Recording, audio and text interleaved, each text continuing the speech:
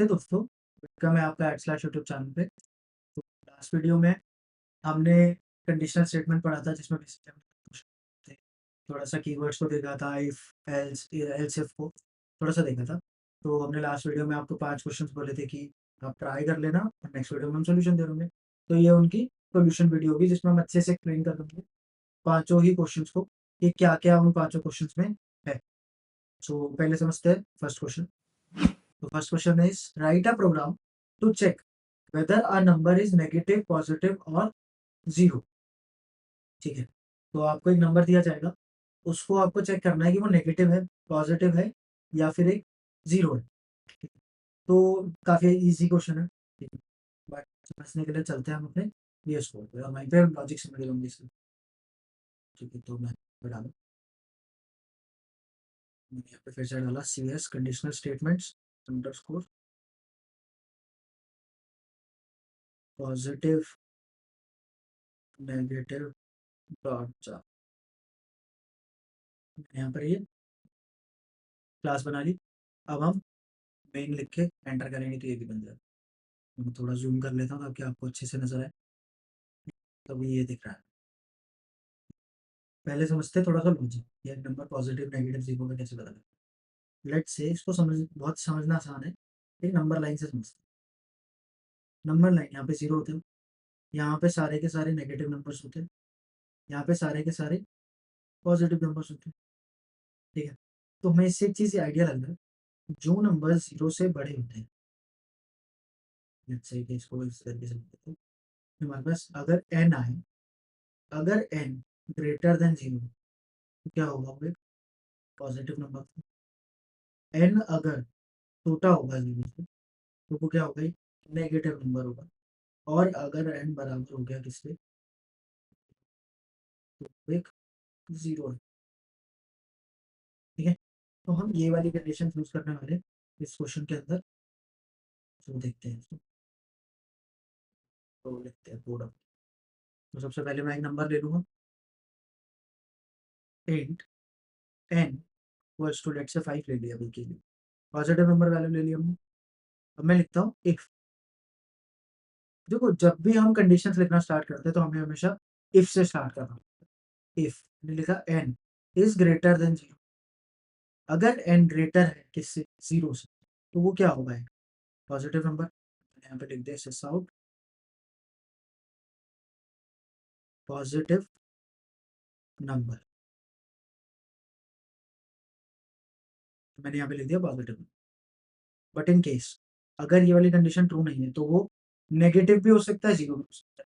तो मेरे पास दो और कंडीशन है तो मुझे यहाँ पे किसका यूज करना पड़ेगा, else if. Else if n is less than 0, अगर n 0 से छोटा है तो इसका मतलब क्या होगा, वो एक नेगेटिव नंबर है। मैंने लिखा सिस आउट नेगेटिव नेगेटिव नंबर ऑब्वियसली। अब देख कोई नंबर 0 से बड़ा भी नहीं है, अगर इन केस 0 से छोटा भी नहीं है तो ऑब्वियसली वो क्या होगा, वो 0 के बराबर होगा। तो मुझे इसके लिए कोई स्पेशल कंडीशन लगाने की ज़रूरत तो है नहीं। तो मैं इसमें डायरेक्ट क्या लिख दूँगा, else it is equals to 0। मैं प्रिंट कर दूँगा the number is equal equal to 0। ठीक है? तो इस कोड को रन करके देखते हैं। मैंने रन करा, अभी 5 पॉजिटिव नंबर है तो पॉजिटिव प्रिंट होना चाहिए, तो पॉजिटिव नंबर प्रिंट हो रहा है। ठीक है? बट इन केस अगर मैं इस 5 को -10 से रिप्लेस कर दूँ, अब -10 क्या है हमारे लिए, एक नेगेटिव नंबर है। तो अगर मैं इसको चलाऊँगा तो क्या आना चाहिए, इस कोड को रन करूँगा तो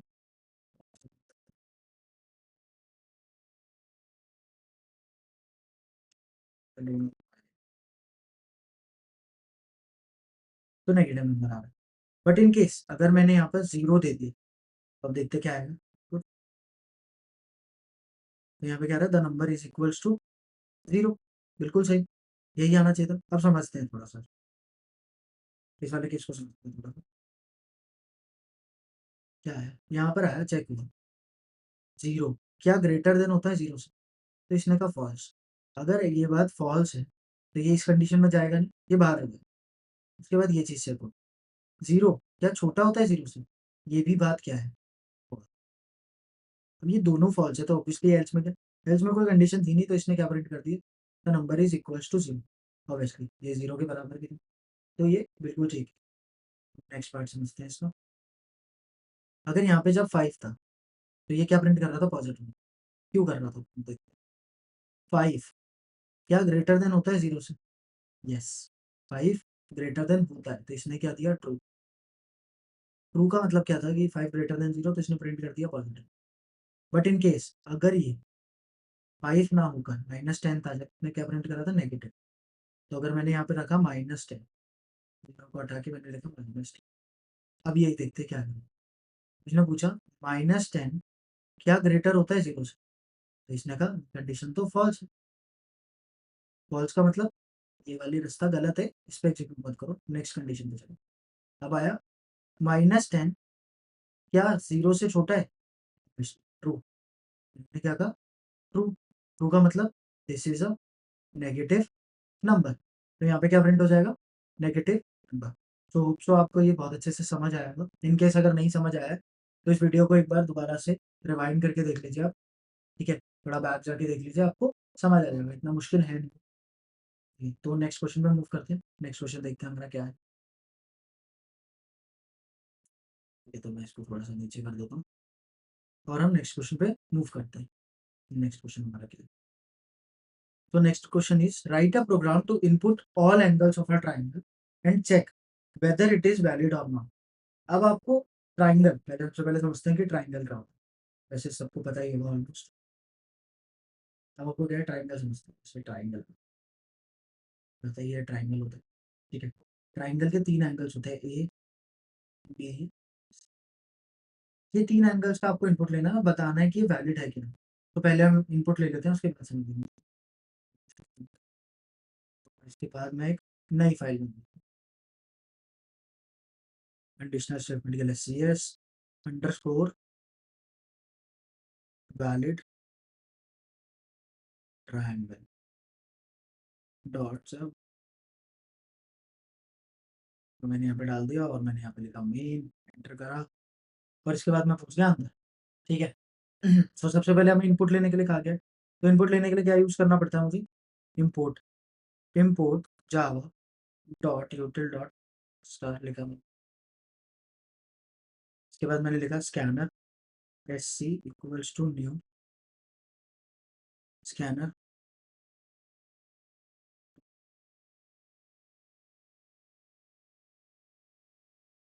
सिस्टम डॉट इन। मैंने स्कैनर बना लिया। स्कैनर बनाने के बाद मुझे ट्राइंगल के तीनों एंगल्स के इनपुट किससे लेना है? यूजर से लेना। तो मैं यहाँ पर तीनों एंगल्स के इनपुट मांगता हूँ। तो मैंने लिखा सबसे एंटर ऑल द 3 एंगल्स। और इसके बाद 3 एंगल ले लेता हूँ। Int A angle equals to S C dot next. Int के बाद दूसरे एंगल का input int B equals to S C dot next. Int तो मैंने लिखा int C equals to S C dot next. Int तो इसके थ्रू क्या होगा? मेरे पास तीनों एंगल्स आ जाएंगे। अब मेरे पास तीनों एंगल आ गए तो मुझे ये चीज जाननी है कि तीनों एंगल्स वैलिड ट्राइंगल के एंगल है या नहीं। अब ये कैसे? इसको ना समझना बहुत आसान है, मतलब हमने मैथ्स में अच्छे थे, जैसे मैं तो अच्छा था, तो मुझे पता है कि क्या होता है। ट्राइंगल की प्रॉपर्टी होती है angle sum. Angle sum property का मतलब क्या होता है? जैसे ट्राइंगल के 3 एंगल्स होते हैं, ए बी और सी। ये तीनों अगर वैलिड ट्राइंगल के एंगल है तो ए प्लस बी प्लस सी किसके इक्वल होगा? 180 के। अगर ये तीनों 180 के इक्वल है तो क्या है? ये वैलिड ट्राइंगल। तो इसी प्रॉपर्टी का यूज करके इस कोड को लिखते हैं। तो मैंने लिखा कंपेयर करना है इस बार, इक्वल्स टू, तो मैंने लिखा if A plus B plus C equals to 180 180। अगर इन तीनों का सम किसके इक्वल हो जाए? हमारे 180। तो इसका मतलब क्या है? तो इसका मतलब है it is a valid triangle. It is a valid triangle. Else, अगर ऐसा नहीं है, एक भी डिग्री ऊपर नीचे हुआ, तो हम क्या प्रिंट कर देंगे? It is not a valid triangle. मैंने यहाँ से उठाया, it is not a valid triangle, कर देते हैं, ठीक है, तो नॉट अ वैलिड ट्राइंगल। अब कोड कोड रन करके देखते हैं, जैसे मैंने रन करा, enter all the angles, let's say मैंने डाला 60 और 60, फिर दोबारा 60, तो बोला इट्स अ वैलिड ट्राइंगल। समझते हैं, इस वाले पार्ट को समझते हैं। अब यहाँ पर तो ए की वैल्यू थी, वो क्या थी? 60। बी की वैल्यू भी 60 थी, सी की वैल्यू भी 60 थी। तो तीनों को जो प्लस करा मैंने, ए प्लस बी प्लस सी, क्या आया हमारा सम? 180 है। और 180, अब पूछा इसमें 180 क्या बराबर होता है 180 के? तो इसने बोला ट्रू। ट्रू का मतलब इट्स अ वैलिड ट्रायंगल, इसने प्रिंट कर दिया। अब कोई और केस लेते हैं, उसमें समझते हैं इसी चीज को। तो मैंने यहाँ से कोड रन करा, मैंने बोला enter all the three angles, मैंने डाला 90। शायद से मैं इस वाली प्रॉब्लम को नहीं ले सकता, तो मैंने यहाँ से रन करा उसको, यहाँ से रन करा, मैंने डाला 60, 90 और 60, तीन एंगल्स आ रहे। It is not a valid triangle, it is not a valid triangle. तो समझते हैं इस चीज को। यहाँ पर आया 60, यहाँ पर आया 90 और यहाँ पर भी आया 60। तो अगर तुम तीनों का सम करेंगे ना, तो 180 के बराबर नहीं होगा। 60 प्लस 60 120, 120 प्लस 90 210। इसका जो सम आ रहा है वो 210 आ रहा है। ये 210 पूछा है इसने, इक्वल्स होता है 180 के, तो इसने कहा फॉल्स। फॉल्स का मतलब ये वाली कंडीशन होगी नहीं, तो ये नीचे वाली कंडीशन पे जाएगा और किसको प्रिंट कर देगा? हमारे किस वाले पार्ट को प्रिंट कर देगा? It is not a valid triangle. तो जैसे ही इसने प्रिंट करा, यहाँ पर प्रिंट हो गया it is not a valid triangle. तो होप्स आपको ये वाला क्वेश्चन भी बहुत अच्छे से समझ आया होगा। अगर आपको नहीं समझ आया तो वीडियो को थोड़ा पीछे जाके देख सकते हैं, ठीक है। मूव करते हैं हमारे नेक्स्ट पार्ट में, नेक्स्ट क्वेश्चन में। नेक्स्ट क्वेश्चन पढ़ते हैं। Write a Java program to check whether the given number is a multiple of 5। Multiple of 5, अब ये मल्टीपल ऑफ 5 क्या? मल्टीपल मल्टीपल वो वैल्यूज होती है जो उस नंबर के टेबल में है। अब जैसे 5 के मल्टीपल क्या होंगे? अगर मैं ध्यान से देखूं, 5 के मल्टीपल क्या होंगे हमारे? 5, 10, 15, 20, basically that that numbers which are coming in that table, ठीक है। तो अब इसका मतलब क्या है? इसका मतलब ये है कि अगर मैं, जैसे समझो 5, अगर 5 10 का मैं मॉडुलस निकालूंगा किससे? 5 से, और वो अगर बराबर हो 0, तो इसका मतलब क्या है? कि ये एक मल्टीपल है, एक मल्टीपल, ठीक है। बट इन केस अगर मैं 9 का मॉड करूँ 5 से, तो इसका क्या वैल्यू आएगी? 5 वन जा 5 और मॉड्यूलस आया 4, ये 0 के बराबर नहीं है, तो 9 एक मल्टीपल नहीं 5 का। तो यही लॉजिक यूज करके हम ये नेक्स्ट वाला कोड लिखते हैं अपना। तो मैंने इसको हटाया और नई फाइल बनाते हैं।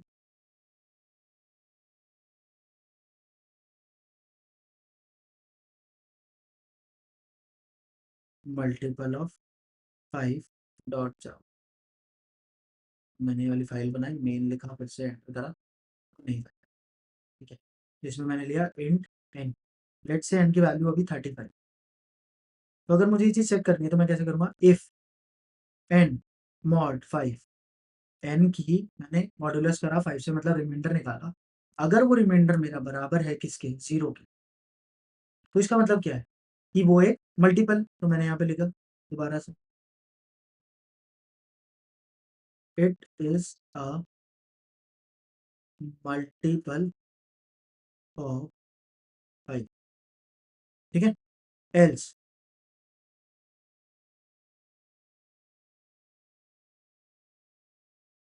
It is not a multiple multiple of 5, obviously. अगर वो 0 रिमाइंडर दे रहा है तो ये हम प्रिंट करेंगे मल्टीपल ऑफ 5।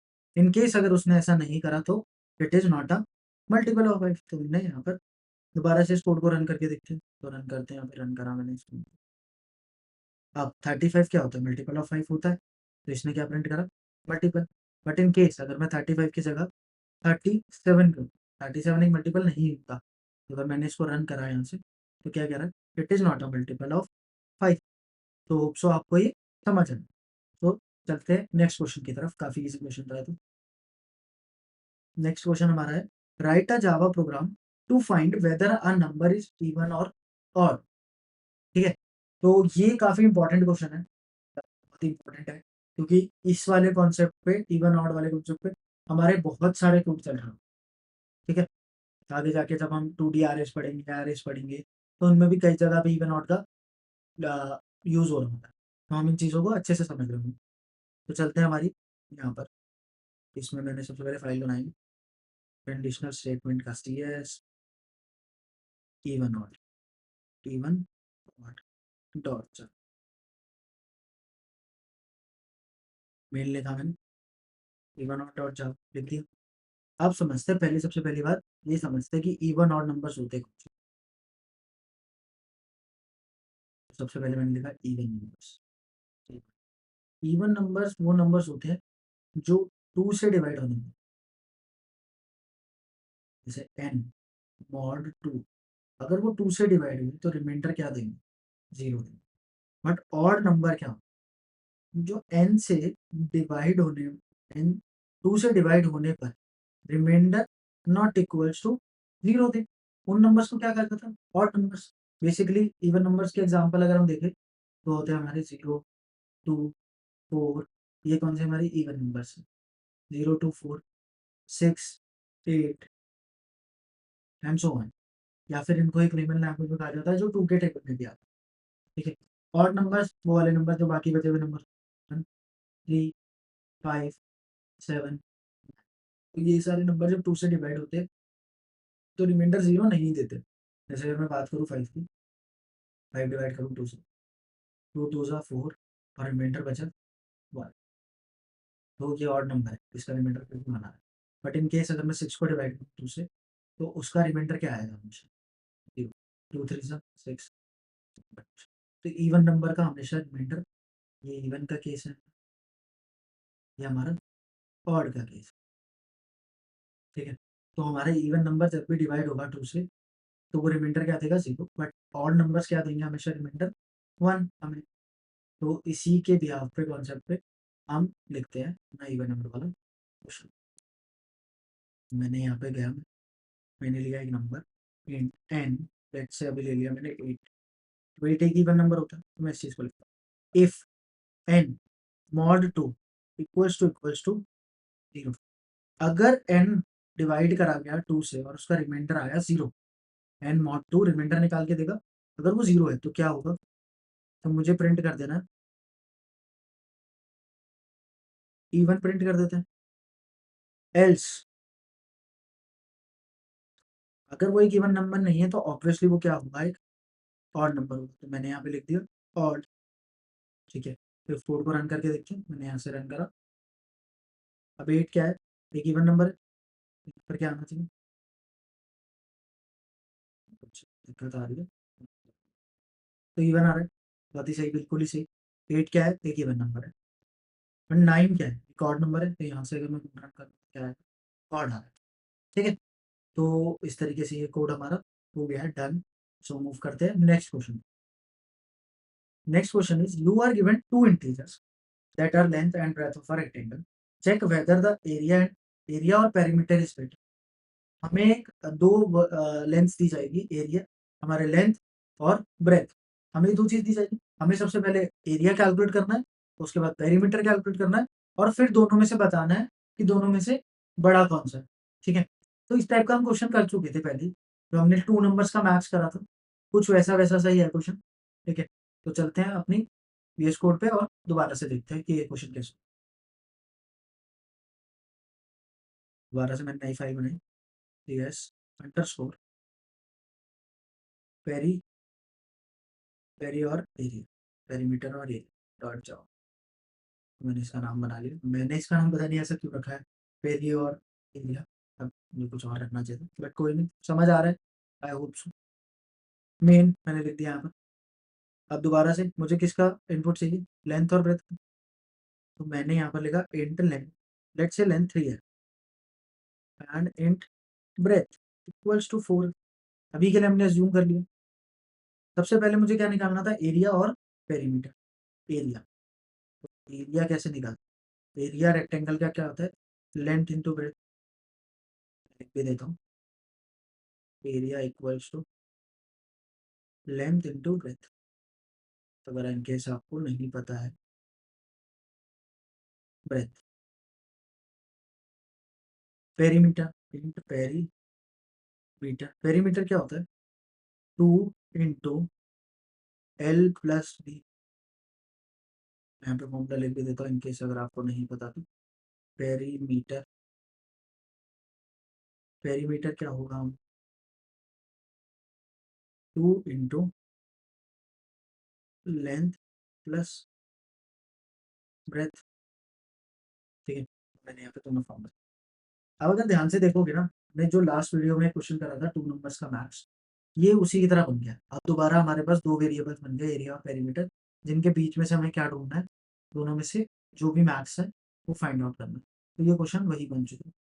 तो यहाँ पे लिखते हैं, if area is greater than perimeter. अगर एरिया बड़ा है पेरीमीटर से, तो हम यहाँ पे क्या प्रिंट करेंगे, system dot out dot print area.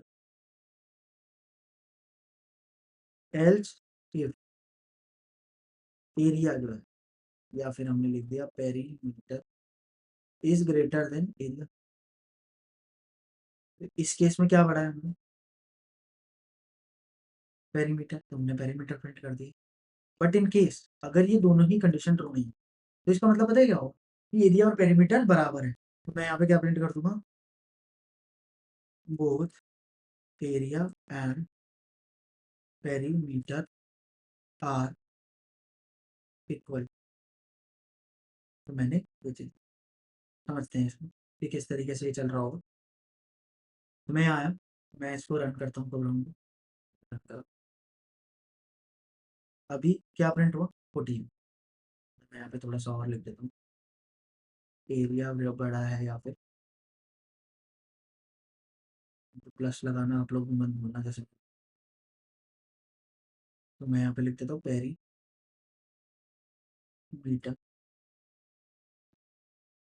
Perimeter मैंने लिख दिया यहाँ पर। ठीक है, तो पेरीमीटर लिखा, देखते हैं क्या बड़ा है। तो पेरीमीटर 14 बता रहा है। 3, क्यों ये बड़ा होगा ऑब्वियसली, दोनों चीज़ कैलकुलेट करते हैं यहाँ पे। 3 4 सा 12, क्या आया मेरा 12। बट पेरीमीटर क्या है, 2 इंटू 3 प्लस 4 7 होता है, 7 2 सा 14। तो पेरीमीटर है 14, तो बिल्कुल सही प्रिंट कर रहा है। बट इन केस अगर मैं यूज़ करूँ दूसरी वैल्यूज़ को चेंज कर दूँ, तो पहले मैं रब कर देता हूँ उसे। मैंने यहाँ पे डाल दिया 5 और 5 और 5 डाल देता हूँ, 5 और 5 डाल देता हूँ। ठीक है, अब देखते क्या आएगा बड़ा। मैंने यहाँ से रन करा प्रोग्राम। अब की बार एरिया 25 बढ़ा। ये दोनों चीज़ों को कैलकुलेट करते हैं फिर से। एरिया, एरिया क्या आ रहा है 25। Perimeter, length plus breadth 5 plus 5 10 into 2 20। तो अब क्या बढ़ा है, एरिया। तो एरिया ही प्रिंट हो रहा है, तो बिल्कुल ही सही चल रहा है। ठीक है, तो होप सो आपको ये वाला क्वेश्चन भी अच्छे से समझ आया। तो हमारे ये वाले 5 क्वेश्चन तो हो गए।